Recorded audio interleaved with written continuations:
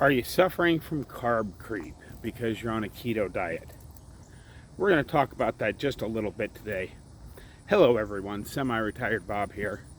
I talk about the carnivore diet, all things related to the carnivore diet, and miscellaneous odds and ends. If you're new to the channel, welcome, I'm glad you're here. What you're watching is you're watching me walk. I know this doesn't seem exciting, but just a little over 2 years ago, I couldn't do this. I could barely stand for a couple of minutes without severe pain. Now I'm out here walking every day. Well, most days. I didn't walk yesterday. We'll talk about that here in just a moment. For those of you returning to the channel, welcome back. It means a lot to me that you choose to spend just a few moments of your day with me. I'd like to ask each of you to help me out just a little bit. Go ahead and drop down in the comments and say, "Hi, Bob." Hit that thumbs up button. And if you haven't subscribed yet, please consider subscribing. All of these things help me get the word out that it's never too late to change your life. And they're all absolutely free. I'm 61 years old. And I'm doing things now that I couldn't do when I was 40. Like out here walking every day. The first thing you notice is that I'm not wearing my glasses today.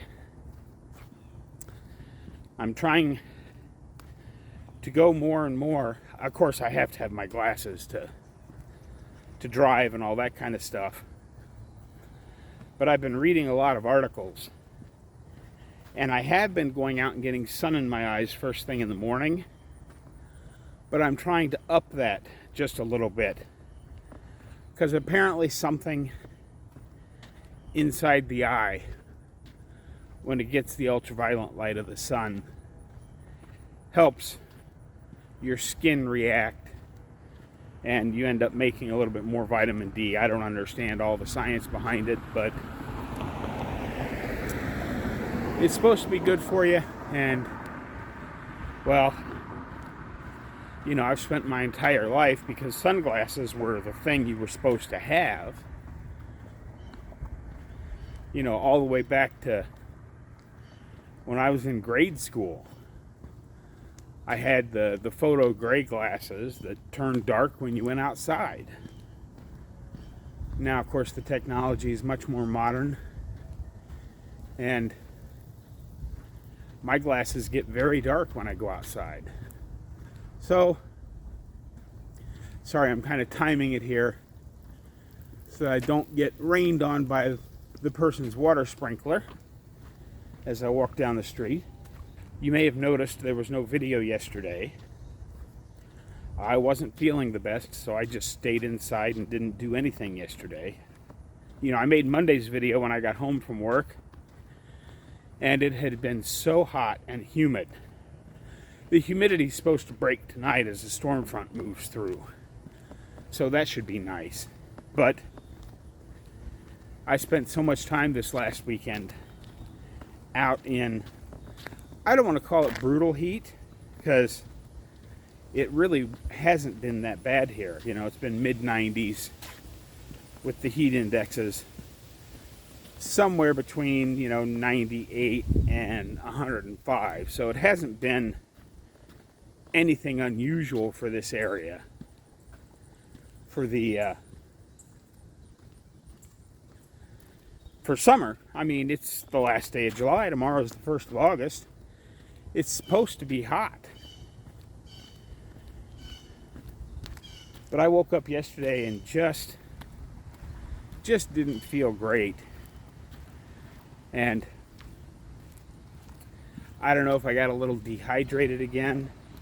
I shouldn't have, because I had plenty of salt and water, plus some electrolyte while I was out there. But you know, I'm very healthy, but I am 61, and I've spent most of my life not healthy. So perhaps being out in that kind of heat, Monday was the long day, because Dave had some other stuff to get done. Normally we only do, when it's this hot, only do about 4-hour shifts each. but I was out there for pretty close to 6 hours on Monday. And I was starting to feel it a little bit. And I woke up yesterday not feeling great. So I did not get out and walk. I apologize for no video yesterday, but I just felt kind of blah all day yesterday. But I feel pretty good today, and we're starting this new experiment of walking without my glasses. Hopefully I don't trip over a crack in the sidewalk and break a few bones. But I went an extra little block. I normally turn around back down at the bottom of that hill. Now you can see 132nd Street's right there behind me. So now I'm heading back to the house. But let's go ahead and talk about today's topic. Sorry for all the rambling there, but just a few things I wanted to get off my chest. I'm not going to say who, but I got a phone call while I was at work over the weekend. And I've been thinking about the best way to respond to this. He's a friend of mine, but he does keto. Don't get me wrong, there's nothing wrong with keto. Keto is very good for you. But I was thinking about it, and so many people that did keto for a long time and then recently switched to carnivore have had really good success with switching to carnivore.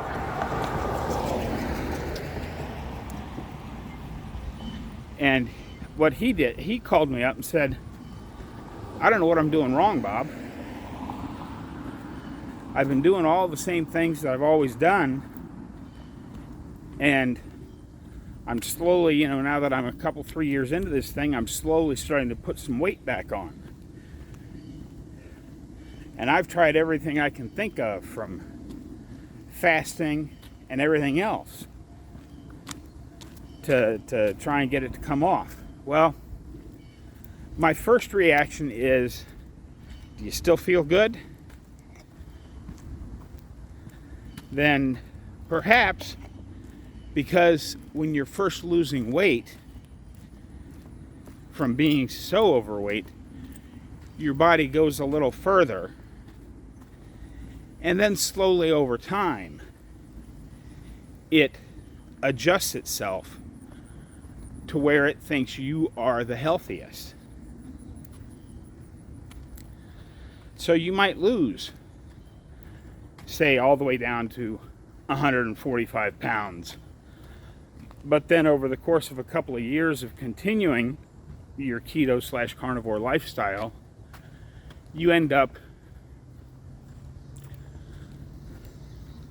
going back up to, say, 155, 160, maybe even 165.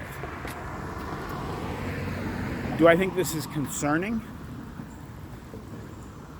Not at all. I think it's your body adjusting to where it thinks it should be. There's that sprinkler again. Luckily, that worked out pretty good. But the topic of today is aimed primarily at my keto friends out there. And I know it happens.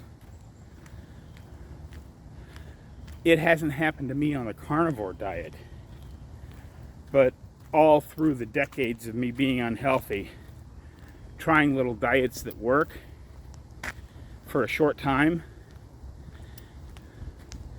and then I notice it a lot in keto people because they experience a little bit of thing that I like to call carb creep.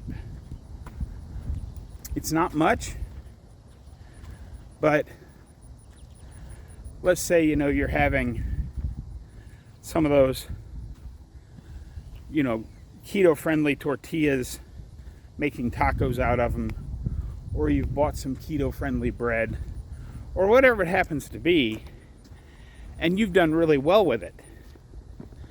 But then one day you say, well, I'm pretty hungry today, and it's only another 2 carbs, so instead of having 4 tacos, I'm going to have 5 tacos today. And slowly but surely, instead of having, between 10 and 20 carbs a day,